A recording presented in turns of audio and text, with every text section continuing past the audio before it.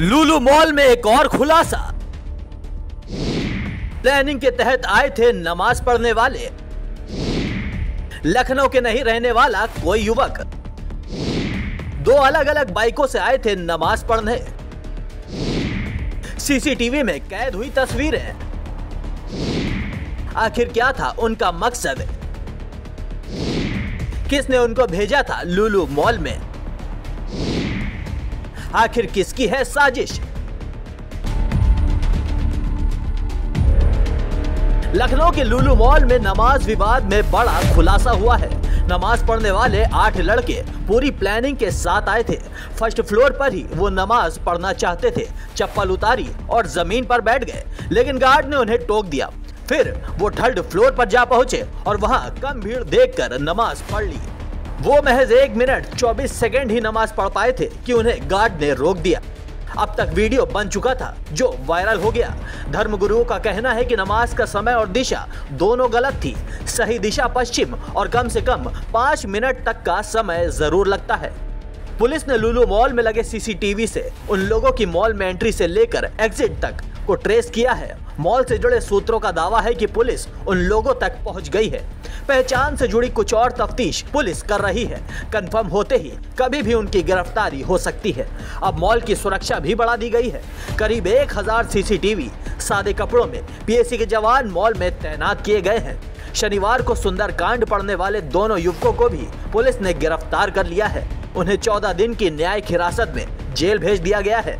Police सूत्रों के मुताबिक सीसीटीवी फुटेज और तफ्तीश में पता चला है कि 4 युवक मॉल के बाहर बाइक से आते हैं। वो बाहर बाइक खड़ी करते हैं, फिर मॉल में एंट्री करते हैं।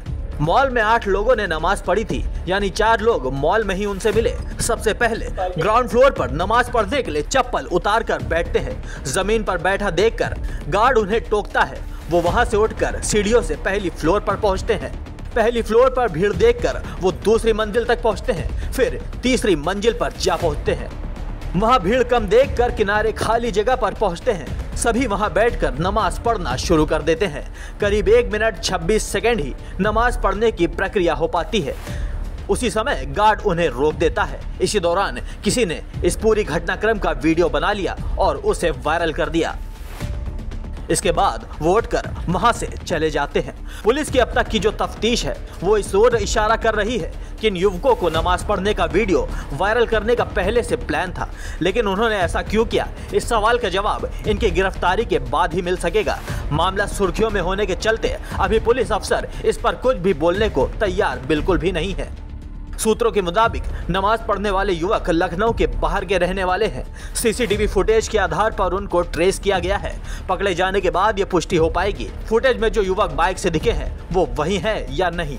लुलु मॉल में जिन लोगों ने मोबाइल के अंदर नमाज अदा कर वीडियो बनाया था उनको नमाज पढ़ने के नियम कायदे भी नहीं पता थे। नमाज किस दिशा में होनी है, नमाज को अलग करने वाले इमाम और बाकी नमाजियों का किस ओर बैठना है, वो तमाम जानकारियां वायरल वीडियो में नमाज पढ़ रहे लड़कों को नहीं थी।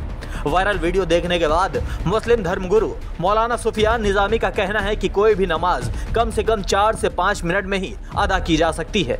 इससे कम वक्त में अदा की गई नमाज कबूल नहीं होगी। वहीं दूसरी तरफ हिंदुस्तान या एशियाई महाद्वीप में सभी इस्लाम को मानने वाले पश्चिम दिशा में खड़े होकर ही नमाज अदा करते हैं।